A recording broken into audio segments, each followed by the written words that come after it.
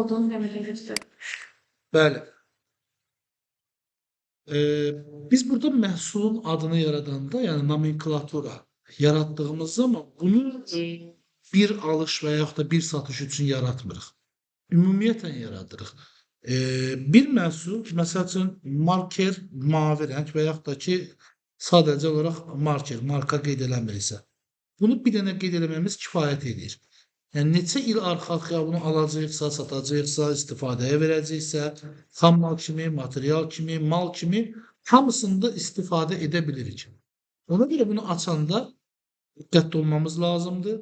Yanlış açdığımız zaman, yanlış təşkilata bağladığımız zaman alış-satış əməliyyatlarımızın qeydiyyatını apara bilmirik. İlk öncə nomenklaturamızı yaratmaq üçün yenə də bir şeylər ilkin yaratdığımız zaman müəssisə, mal, material, məhsul, xidməti, yəni kontragentdən iki dənə aşağıda. Mallar yurduğu üzərində bir dəfə sağda pəncərə açıldı. Orada nomenklaturanı seçdim. Belə papka açıldı bizim üçün. Bizim yaradacağımız şey istəyiriksə mal və yaxud ki, başqa bir şeyin içərisində, xam malın içərisində yaratmaq, orada açıb qeyd edə bilirik. Misal üçün, gəlin biz burada papkalaşmaya gedək. Demək üçün özünə yaradaq.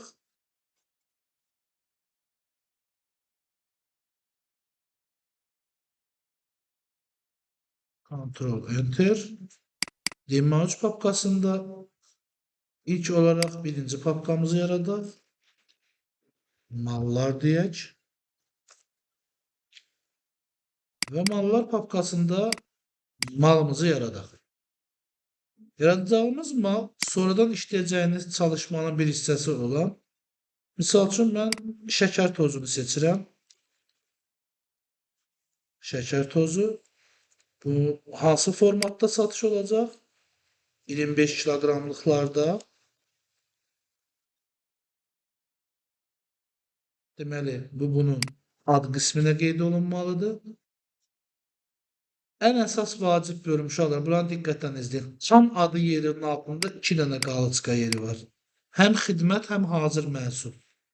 Xidmət qeyri-maddilər üçün, hazır məhsul isə maddi, yəni fiziki maddiyyata sahib olan şeylər üçün keçərlidir.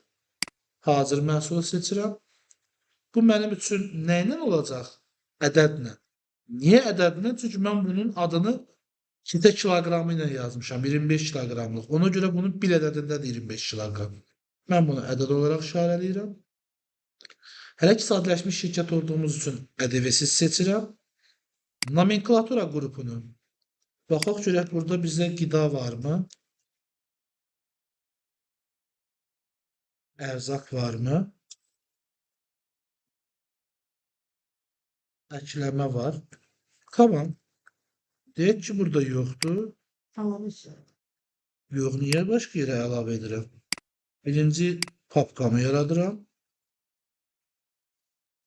Bunu etməkdə məqsədim də nədir? Papkamı yaratmaqda hər dəfə. Əməliyyatları işlədiyim zaman mənim üçün sürət etkisinə səbəb olmaz.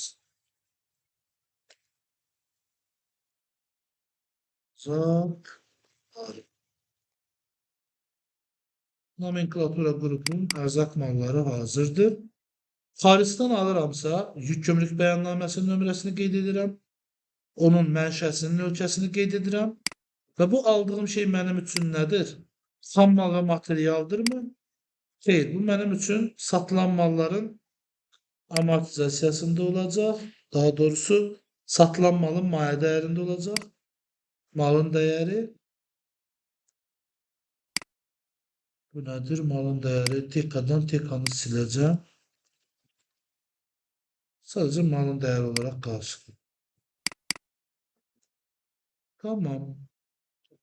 Yazmaq deyirəm. Yazmaq dediyim zaman bu hissələr, görürsünüz bu ölçü vahidinin altında olan hissələr qaraldı. Bizim vacib işləməli olduğumuz bölüm budur. Çot hesabları bölümü. Daxil oluram. Yine əlavə et deyirəm. Bu cür bir pəncərə açılır. Pəncərədə başdan oxuyuram. Nəyimiz var? Təşkilatımız. Bizim təşkilatımız nədir? Deməyə 3'tür. Ambarımız nədir? Demək ki, ambarı var, amma bizim ambarımız yoxdur demək istəyirlər bunlar. Yaratmamışıq ambar indi nə qədər? Tamam. Hamur seçelim. Əlavə etmək.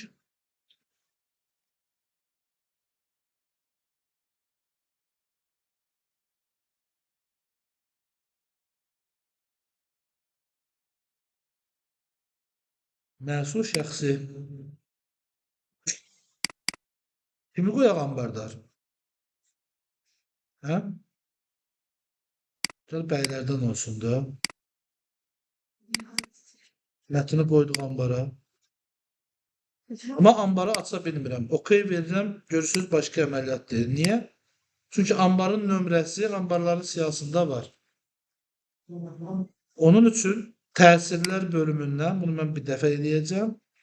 Nömrəni redaktə et verirəm və bəli deyirəm. 24 olaraq seçib OK deyirəm. Artıq mən də ambarlar siyahısında varım. Bu üst bölümdür. Üst bölümü bitirdik. Əsas məsələ buradır. Bu mal mənim üçün nədir? Bir maldır. Yəni alıb satacağım bir şeydir. 205 nömrəli hesabı seçirəm. Bunu satdığım zaman hansı hesabdan təhvil verəcəm? Yine 205-ci hesabdan çıxardacağıma görə yine 205 seçirəm. Satanda hansı hesabı qeyd edəcəm? 601'i. Ümumi satışın maliyyə dəyərində harda oturacaq? 701'də. Təqdim etmə zamanı 241 əlavə dəyər vergisi. Gömrükdə yenə 241 əlavə dəyər vergisi.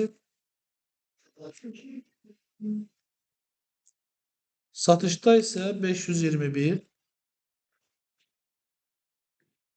əlavə dəyər vergisi seçdim və OK deyirəm. Artıq uçot siyasətim də hazır və mallarımla bağlı məlumatlar da hazır. Yazmaq və OK deyirəm.